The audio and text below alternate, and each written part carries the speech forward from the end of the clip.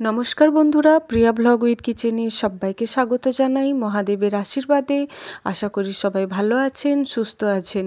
বন্ধুরা, এবছর 2025-এর শিবরাত্রি, মহাশিবরাত্রি 26শে ফেব্রুয়ারি বুধবার।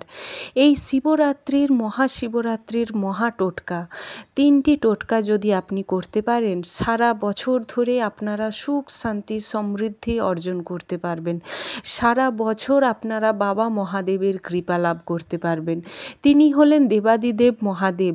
তার কৃপা লাভ করা মানে আপনার গ্রহ সব আপনাদের হাতের মুঠোয়। তো বন্ধুরা, আসুন ভিডিওটি শেষ পর্যন্ত দেখুন। আশা করছি আজকের এই মহাশিবরাত্রির মহা উপায় বা মহা টোটকা আপনাদের অনেক কাজে আসবে। ভিডিও শেষে যদি ভালো লেগে থাকে অবশ্যই লাইক করতে ভুলবেন না, আর মহাদেবের ভক্ত হয়ে থাকলে হর হর মহাদেব নামে কমেন্ট করতে ভুলবেন না। সাথে বন্ধু বান্ধব আত্মীয় স্বজনদের সাথে শেয়ার করুন, যাতে ওনারাও ভিডিওটি পেয়ে উপকৃত হতে পারেন। মনে রাখবেন, পরের উপকার মানে আপনার উপকার করবেন স্বয়ং দেবাদিদেব মহাদেব।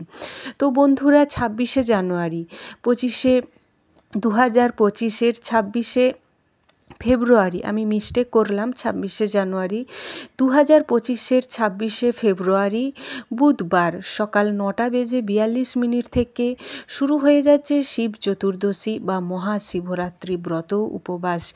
অর্থাৎ এই রাত্রে পুজো হবে। শিবরাত্রির ব্রত বা উপবাস করে অনেকে 4 প্রহর ধরে পুজো করে থাকেন। এই 4 প্রহরের পুজো আপনারা অবশ্যই করুন। তার আগে জেনে নিন 4 প্রহরের পুজোর সময় কখন। বন্ধুরা, 4 প্রহর অনেকেই জেনে থাকেন যে 4 প্রহর ধরে মহাদেবের অভিষেক করে থাকেন। প্রথম প্রহরে ঘি, তারপর দুধ, দই, মধু, এই সমস্ত 4 প্রহর ধরে 4টি জিনিস দিয়ে অভিষেক করে থাকেন। শেষে জলাভিষেক করে মহাদেবের পুজো করে থাকেন। তো বন্ধুরা, এই 4 প্রহরের পুজোর সময় বা কখন আপনারা এই 4 প্রহরের পুজো করবেন। অনেকেই বন্ধুরা একবারই পুজো করে থাকেন। সন্ধেবেলায় সূর্য অস্ত যাওয়ার পর নিজেরা স্নান করে বা পরিষ্কার পরিচ্ছন্ন জামা কাপড় পরে সারাদিন ব্রত উপবাস করে সন্ধেবেলায় একবারই পুজো করে থাকেন। আবার অনেকে একবারই পুজো করেন রাত্রি 12টার পরে। নানা মতের, নানা মুনির নানা মত, নানা পদ্ধতিতে পুজো করে থাকেন। তো যে যেইভাবেই পুজো করে থাকেন না কেন, আপনারা সেই পদ্ধতিতেই করুন। যারা 4 প্রহর ধরে পুজো করে থাকেন, আমি সেই 4 প্রহরের শুভ সময় বলে দিচ্ছি। আপনারা পারলে এই সময় ধরে পুজো করার চেষ্টা করুন, তাতে শুভ ফল আপনারা পাবেন। বন্ধুরা, প্রথম প্রহর শুরু হচ্ছে 26শে ফেব্রুয়ারি 2025-এর বুধবার সন্ধে 6:24 থেকে 9:42 পর্যন্ত, 9:32 পর্যন্ত। প্রথম প্রহর 6:24 থেকে 9:32 পর্যন্ত। দ্বিতীয় প্রহর শুরু হচ্ছে 9:32 থেকে 12:39 পর্যন্ত। তৃতীয় প্রহর শুরু হচ্ছে 12:39 থেকে ভোর 3:46 পর্যন্ত। আর চতুর্থ প্রহর শুরু হচ্ছে ভোর 3:46 থেকে 8:21 পর্যন্ত। 4 প্রহরে আমি সময় বলে দিলাম। আপনারা চাইলে এই সময়ের মধ্যে পুজো করতে পারেন। যারা একবারই পুজো করেন, অনেকে সন্ধেবেলায় পুজো করেন সূর্য অস্ত যাওয়ার পর, অনেকে আবার রাত্রির 12টার পর পুজো করে থাকেন। আপনাদের মতে আপনারা পুজো করুন। শুধু 4 প্রহরের সময়টা আপনাদের বলে দিলাম। আমি অবশ্যই নেক্সট ভিডিওতে জানাবো পুজো করার সামগ্রী বা পুজো করার পদ্ধতি। তার আগে জেনে নিন মহাশিবরাত্রির মহা উপায় বা মহা টোটকা, যার ফলে আপনাদের জীবন থেকে সমস্ত দুঃখ কষ্ট দুর্দশা চিরতরে দূর হয়ে যাবে। দেখুন বন্ধুরা, বাবা মহাদেব তিনি হলেন দেবাদিদেব মহাদেব। এই দিন অর্থাৎ শিবরাত্রিতে মাতা পার্বতী আর শিবের মহামিলন হয়েছিল। আবার এই দিন বিশ্ব ব্রহ্মাণ্ডও সৃষ্টি হয়েছিল। কাজেই আবার চলছে এই বছর মহাকুম্ভ স্নানের মহাপুণ্য লাভ। এই 3টি যোগ একসাথে মহাশিবরাত্রিতে অবশ্যই হাতছাড়া করবেন না এই 3টি টোটকা। প্রথম টোটকা হলো শিবরাত্রির দিন সকাল সকাল ঘুম থেকে তো আগে আপনাদের উঠতেই হবে, খুব তাড়াতাড়ি ঘুম থেকে উঠতে হবে। সকাল সকাল ফ্রেশ হয়ে পরিষ্কার হয়ে স্নান করে আপনারা চলে যান মন্দিরে 1 ঘটি শুধু ফ্রেশ জল নিন, একটি বেলপাতা নিন, একটি আপনারা বেল নিন, আর একটি নিন ধুতুরা ফল। ধুতুরা ফলটা অবশ্যই যেন চন্দনের মধ্যে ডোবানো থাকে। হলুদ চন্দন মহাদেবের খুবই প্রিয়। হলুদ চন্দন একটু গুলে তার মধ্যে আপনারা ধুতুরা ডুবিয়ে নিন। তারপর এই ধুতুরা নিয়ে আপনারা শিবলিঙ্গের মাথার উপর বেলপাতা ধুতুরা দিয়ে জলাভিষেক করে বাড়ি আসুন। আপনাদের মনের ইচ্ছে মনস্কামনার কথা জানিয়ে বাড়ি আসুন। তার সাথে আপনারা ছোট্ট একটি জিনিস অবশ্যই পালন করবেন। এটা হলো সকালের কাজ, এটা আপনারা সকালবেলায় এই কাজটা করে নেবেন। এই দিন হলো বন্ধুরা বাবা মহাদেব আপনাদের হাত উজাড় করে বসে রয়েছেন আপনাদের কৃপা লাভ করানোর জন্য, আমাদেরকে কৃপা দৃষ্টি দেওয়ার জন্য বাবা মহাদেব আর মাতা পার্বতী বসে রয়েছেন। শুধু আমরা কিভাবে নেব বাবা মহাদেবের আশীর্বাদ, সেটাই হলো সব থেকে বড় কথা। যে যেমনভাবে আপনারা এই দিনটি বাবা মহাদেবের আশীর্বাদ পেতে নিজেকে নিয়োজিত করে দিন। সকাল সকাল উঠেই আপনারা যান না, সারা দিন তো রয়েছে, সারা দিন 3 থেকে 4 বার 5 বার 10 বার মন্দিরে এই দিন যান না, এতে ক্ষতি তো নেই। শুধু তো বাবা মহাদেবের কাছে যাচ্ছেন, আপনাদের দুঃখ দুর্দশার কথা জানাচ্ছেন, মহাদেবের কাছে আশীর্বাদ নিচ্ছেন, বাড়ি আসছেন। আপনারা অন্য জায়গায় অনেকবার যাচ্ছেন, কিন্তু এই দিন আপনারা নিয়োজিত করে দিন মহাদেবের ওপর আপনাদের। সারা দিন মহাদেবের নাম জপ করুন, তার সাথে ওম নমঃ শিবায় মন্ত্রটি 108 বার বলতে ভুলবেন না। অবশ্যই সারা দিন নমঃ শিবায় নমঃ শিবায় নমঃ শিবায় জপ করতেই থাকুন। সারা দিনের প্রথম উপায় গেল এটা।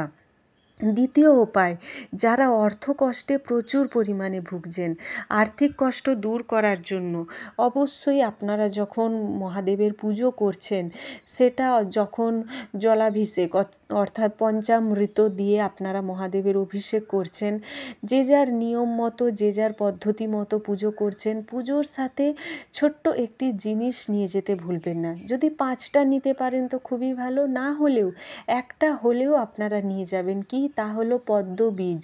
পদ্ম বীজ যে কোনো দশকর্মার ভাণ্ডারে পেয়ে যাবেন। আজকাল তো অনলাইনের যুগ, অনলাইনে বাড়িতে বসেই পেয়ে যেতে পারেন। 5টা যদি নিয়ে যেতে পারেন তো খুবই ভালো, তা না হলে একটা হলেও নিয়ে যান পদ্ম বীজ। পদ্ম বীজ নিয়ে যান, বাবা মহাদেবকে আপনার আর্থিক কষ্টের কথা জানিয়ে, বাবা মহাদেব তো অন্তর্যামী, তিনি তো সবই জানেন। শুধু আপনি আপনাদের অর্থ কষ্ট বাবা মহাদেবকে একটু জানাবেন যে বাবা আপনার কৃপায় আমাদের এই অর্থ কষ্ট থেকে মুক্তি দিন চিরতরে। এই কষ্টের কথা জানিয়ে পদ্ম বীজ যদি 5টাই জোগাড় করতে পারেন 5টা দেবেন, নচেত একটা হলেও বাবা মহাদেবের মাথার উপর দিন। তার সাথে 108টি অক্ষত আতপ চাল, আমি এটাও বলবো নেক্সট ভিডিওতে বলবো। আতপ চাল আরও সব অন্যান্য সামগ্রী লাগে, তার সাথে মেন যে সমস্ত 5টা একদম সুন্দর যে জিনিস, অর্থাৎ সুন্দর সুন্দর যে 5টা জিনিস আপনারা পাবেন বা নেবেন, সেই 5টা জিনিস ওই পদ্ম বীজ যদি পারেন তো খুবই ভালো, নচেত একটা হলেও যেন আপনারা এই পদ্ম বীজ জোগাড় করে নিতে পারেন। তৃতীয়ত, যাদের মনস্কামনা, অনেক দিনের মনের ইচ্ছে মনের বাসনা যাদের আছে, যাদের মনস্কামনা মহাদেবের কাছে পূরণ করতে যান, শুধু ছোট্ট একটি বেলপাতা নেবেন, সুন্দর পরিষ্কার একটি ফ্রেশ বেলপাতা। সেটা বেলপাতার ওপরের দিকটা একদম যেটা চকচকে দিক, অর্থাৎ বড় যে পাতাটা, মাঝের বড় পাতাটার ওপর পুরো মধু লাগিয়ে নিন।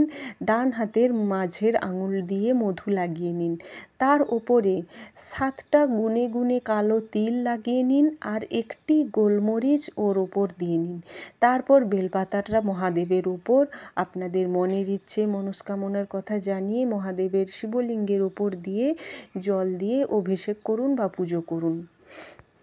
দেখবেন বন্ধুরা, আপনারা 1 মাসের মধ্যেই আপনাদের মনস্কামনা পূরণ হয়ে যাবে। যা কিছু করবেন সমস্ত কিছুই কিন্তু ভক্তি শ্রদ্ধা বিশ্বাসের সহযোগে আস্তে আস্তে আপনাদের সমস্ত ইচ্ছে সমস্ত মনস্কামনা মহাদেব পূরণ করে দেবেন। এই দিন হলো মহাদেবের দিন, মহাদেব ভক্তদের প্রাণ ভরে আশীর্বাদ করে থাকেন। মনে রাখবেন, মহাদেবকে যিনি সন্তুষ্ট করতে পারবেন তিনিই তাকে বর দেবেন। কেননা সকলেই জানেন রামেরও মহাদেব সাহায্য করেছিলেন আর রাবণেরও সাহায্য করেছিলেন। কাজেই মহাদেব হলেন যিনি যত খুশি সন্তুষ্ট করতে পারবেন তত বেশি করে আপনারা কিন্তু মহাদেবের কৃপা লাভ করতে পারবেন। তো বন্ধুরা, আশা করছি 3টি উপায় আপনারা যে কোনো পদ্ধতিতে পুজো করছেন কি কখন করছেন, বাড়িতে করছেন কি মন্দিরে করছেন, করুন। তবে মন্দিরে গিয়ে এই ছোট্ট ছোট্ট 3টি কাজ আপনারা করতে কিন্তু ভুলবেন না। মনে রাখবেন, মন্দিরেই গিয়ে কিন্তু এই 3টি কাজ বা টোটকা বা ক্রিয়া আপনাদের করতে হবে। আশা করছি বন্ধুরা আপনারা অনেক অনেক উপকার পাবেন এই ভিডিও থেকে।